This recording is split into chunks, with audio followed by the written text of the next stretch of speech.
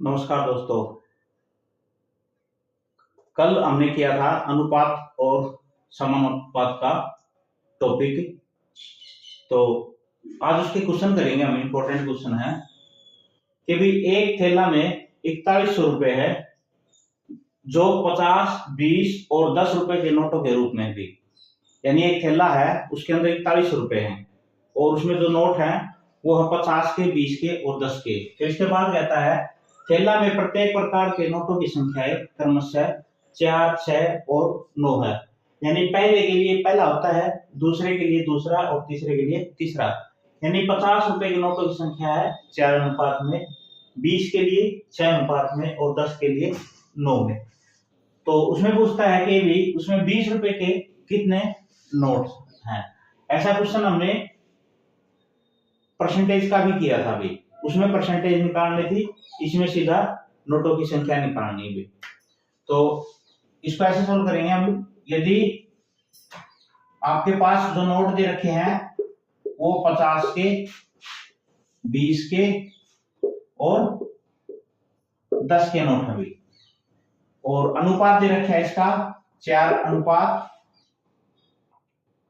6 अनुपात और 9 अनुपात। इस तरीके से दे रखा है कि 50 के जो है 4 है, ये 6 है और ये 9 अनुपात में। हम क्या करेंगे, इसको मल्टीप्लाई कर देंगे x के साथ, x के साथ, फिर 4x इंटू में 50, 6x इंटू में 20 प्लस में 9x प्लस में 10। देखो भी हमने मान लिया x के साथ इसकी मल्टीप्लाई कर दी कि टोटल जो नोटों की संख्या होगी वो 4x होगी, इसके नोटों की संख्या 6x हो जाएगी, इसके नोटों की संख्या 9x हो जाएगी। तो टोटल निकालने के लिए हमने क्या किया, 4x को मल्टीप्लाई कर दिया 50 के साथ, 6x को मल्टीप्लाई कर दिया 20 के साथ, 9x को मल्टीप्लाई कर दिया 10 के साथ। जो टोटल नोटों की संख्या वो कितने हुई, जो टोटल रुपए हैं वो कितने हैं 4100।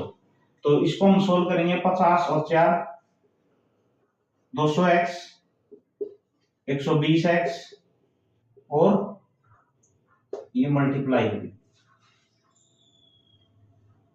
90x equal to 4100।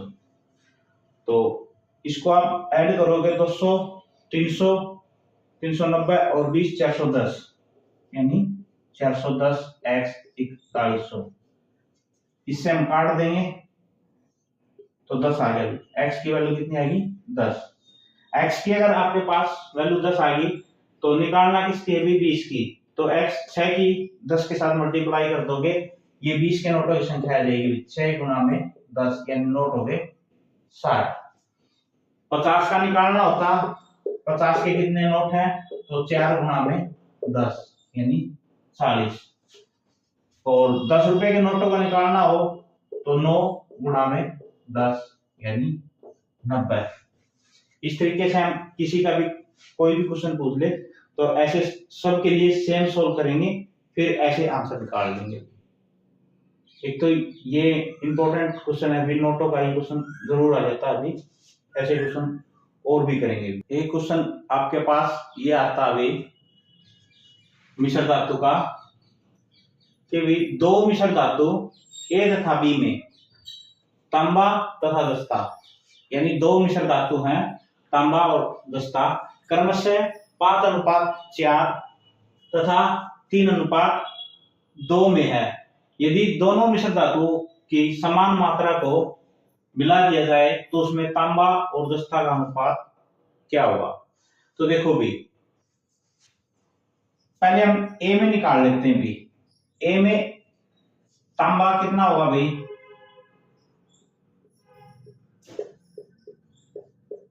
मैंने आपको बताया था भाई किसी का भी हम टोटल निकालें, जैसे पहले के लिए तांबा है, दूसरे के लिए दस्ता है भी, तो तांबा का हम निकाल रहे हैं तो आपके पास क्या हो जाएगा भाई 5 और दोनों का सम भाई 5 जमा 4 यानी 9। ये आ गया भाई ए का तांबा टोटल। इसी तरीके से हम इसका दस्ता निकालें, ए का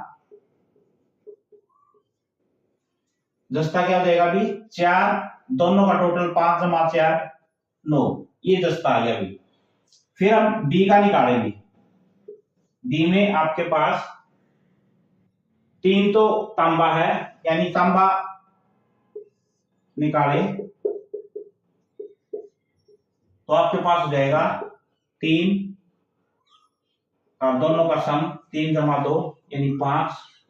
दस्ता निकाले हम तो 2 सेम 3 जमा 2 यानी 5। ये आगे भी दोनों की क्वांटिटी आगे भी दोनों की। तांबा की ए में जो तांबा है वो है 5/9, दस्ता है 4/9। बी में तांबा है 3/5 और दस्ता है 2/5। अगर इनका हम मिश्रण निकालें तो 1 किलोग्राम में निकालें तो 1 किलोग्राम से इसकी मल्टीप्लाई करेंगे तो सेम रहेगा। 1 गुणा में इसको करेंगे, 1 गुणा में इसको, 1 गुणा में इसको और 1 गुणा में इसको, तो उससे कोई फर्क नहीं पड़ता। तो हम दोनों का सम निकाले। अब पहले तांबा का निकाले तो 5/9 3/5, इसका अनुपात हो जाएगा 4/9 जमा 2/5। ये इनका दोनों का तांबा का और दस्ता का अनुपात होगा मिश्रण के बाद। आप एल्शियम लोगे 45 25 और ये 27 अनुपात। फिर सेम 45 20 और 18, ये हो जाएगा आपके पास, ये हो जाएगा 38 45। 45 से 45 कैंसिल भी, 2 से 1 कैंसिल हो जाएगा आपके पास, ये जाएगा 26 और 19। यानी दोनों मिश्र धातुओं को समान मात्रा में जब हम मिलाएंगे तो उसमें तांबा में और दस्ता में जो अनुपात होगा वो कितना हो जाएगा 26:19। इस तरीके से हम सोल्व करेंगे। और नेक्स्ट देखो, तो एक क्वेश्चन आपके पास ये आता है भाई पानी और दूध का। एक ये कहता है एक बर्तन में दूध और पानी क्रमशः 9:10 में है, यानी दूध तो आपके पास 9 में और पानी है 10 अनुपात में। यदि उसमें 15 लीटर दूध और मिला दिया जाए तो वह क्रमशः 6:5 में हो जाएंगे। तो आरंभ में बर्तन में कितना पानी था ये बताना भी। तो हम मान लेंगे यदि पहले मात्रा किसकी भी दूध की, आपके पास जो दूध की मात्रा है पहले वो हो जाएगी 9x और पानी की हो जाएगी आपके पास 10x।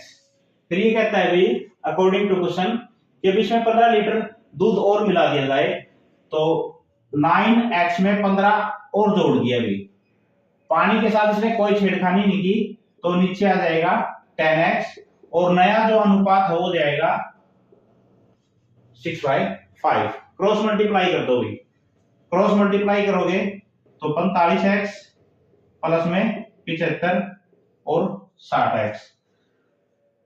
इसको उस तरफ लेके जाओगे 60 में से 45 गया 15x और 75, जो वैल्यू आएगी वो है 5। तो पानी की मात्रा कुछ ही है तो आप कर देंगे 10 गुणा में 5 यानी 50। अगर दूध की पूछता तो 9 गुणा में 5 यानी 45।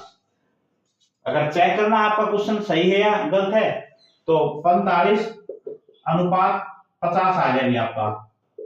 इसको काट दो, 5 पे कटेगा पानी 45 और 10 वही आ जाएगी। इस तरीके से भी कर सकते।